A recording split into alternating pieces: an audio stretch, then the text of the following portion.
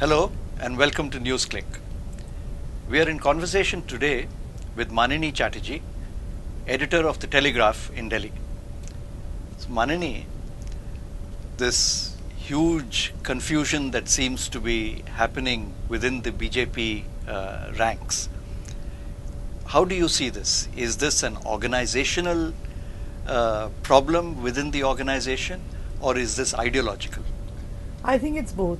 I think it's essentially ideological because the BJP, unlike a lot of other parties in the left of the BJP, are or at least pride themselves on having an ideology. But I think the ideology has got so diluted over the last 10 years that the BJP is not quite clear what it stands for anymore. And I know a lot of us have been writing a lot of discussion on, infighting and Advani versus Rajnath Singh and Arun Jaitley and the second generation. I mean, that's, power play which happens everywhere.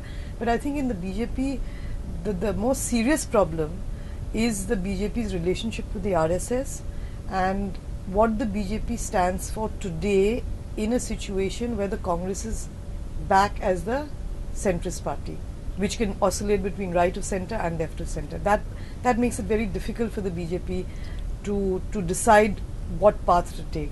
So, what is the ideological dilemma for the BJP? Is it the continued relevance of Hindutva, or is it what socio-economic position to take in the left-right spectrum? I think the contradiction of the BJP lies at the very heart of what the BJP is and what the BJP wants to become. Now, the BJP.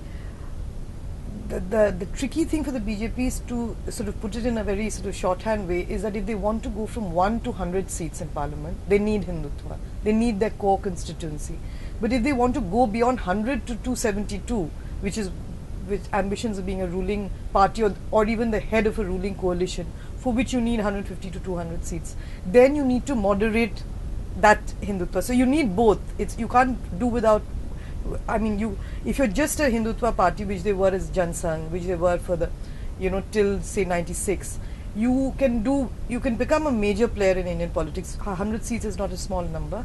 But what has happened with the BJP is after having tasted power for 6 years from that Vajpayee government, a lot of people in the BJP, including in the leadership, are not quite clear. They want power, but they do not know that the route itself has to go through contradictory phases.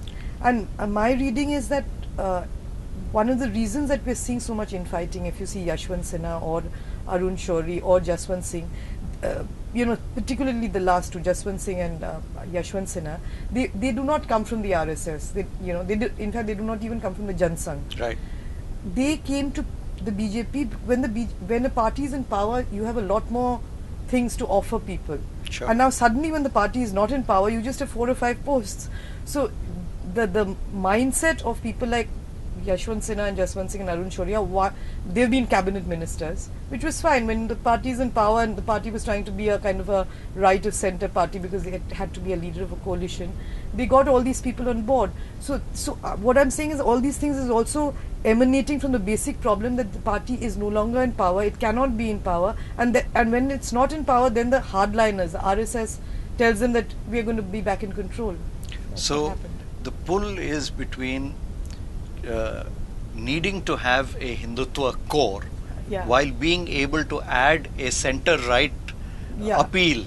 And I think the objective situation which a lot of people are missing is the rise or the return of the Congress. Right. One of the reasons in the 1990s that the BJP arose, a lot of people say it's Vajpayee's, liberal persona and all that, but the objective situation was Congress seemed to be, even people in the left thought, people in the right thought, across India, the idea was Congress seemed to be in a state of terminal decline. Right. And everybody was trying to, that monolith of the Congress breaking up, people were trying to, vacuum whenever there's a vacuum. People. But to some, it appears now that in this dilemma, the BJP doesn't seem to be making headway on either front.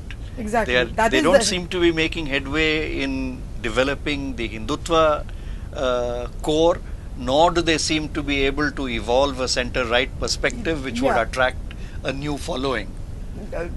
That's why I think that the BJP periodically, or a lot of right-wing supporters, I mean, there is this great hope among a section of the Indian sort of commentariat that we need a centre-right party minus Hindutva. Right. You know, that is the ideal scenario, like the Christian Democrats of Germany and or the Tories of England.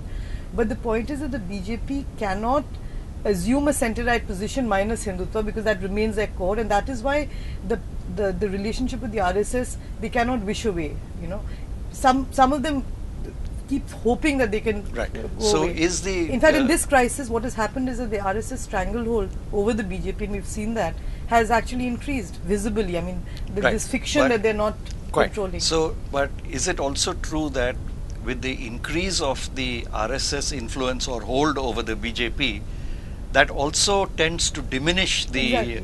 centre-right appeal No, not to only the the centre-right, non-RSS and the sections? other thing is not, one is the centre-right appeal through the non-RSS, that people like, say, Jaswant Singh and Yashwant Sinha, I mean, to give examples. But more importantly, the ability of the BJP to attract allies That's right.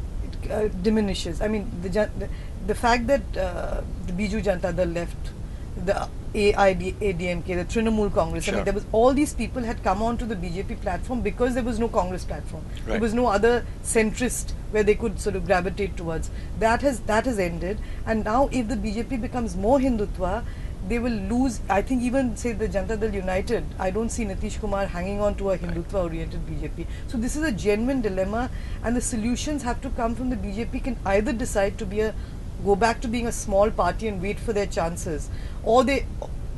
I personally feel that if they try to become what they're not, in a situation where that space itself objectively Right. is limited, it can lead to more bloodletting. So you think they are appealing more to the organizational core right now, or they are leaning in that direction, rather than to appeal to a wider constituency or to the And electorate? I mean, the very fact that they had to go running to, Mohan Rao Bhagwat, I Right. mean, the RSS Sarsang Chalak having a press conference with Right. 200 journalists itself shows how the RSS, I mean, out of all this, the person, the organization which is gaining at the moment is the RSS. Yeah, but if you gain what you gain on the swings, Yeah, you will lose you- on the roundabouts. yeah, and you lose heavily if and you want to would be a lose. political party. So in this tangle for leadership, now you are hearing 4 or 5 names, and Mohan Bhagwat has gone on record saying, look beyond these 4 or 5 names, and he claims he has a list of 70 odd Yeah. people who can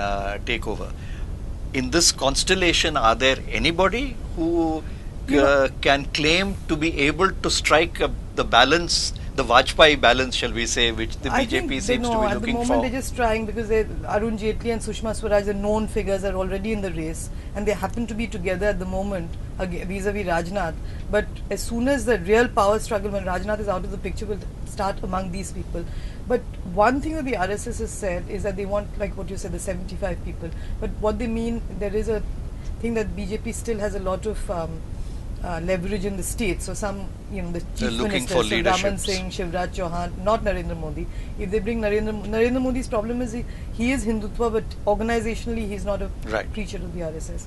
And the names like Manohar Parrikar. Right. But then, as one BJP leader told me the other day, he says Manohar Parrikar, he'll be chewed up in 1 week's time Right. by the sharks in Delhi, and he won't even know he's finished. So how do you see this playing out in the months to come? Now again, I have a feeling that we shouldn't see just the BJP. We should see it. I mean, a lot of it depends on the Congress. Right. You see, like in Indian politics, there is it's so fluid and so volatile and so fragile. The sort of shifting base that is happening. We've not reached a stable polity Quite. yet. So I'll give you an example. I think some people who are anti-BJP, they're having this glee that the BJP is in terminal decline.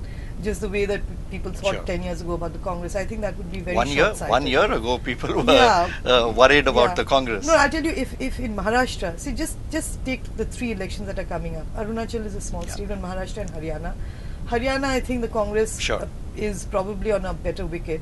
But in Maharashtra, after 10 years, and the Congress is going back to its old ways of being arrogant towards the NCP, in case the BJP Shiv Sena were to get even 2 seats or 1 seat more then the Congress NCP combine, the whole dynamics change. Right. So it's So a lot will depend on atmospherics, Atmospherics, yeah. in the days to come. Thanks, Manini.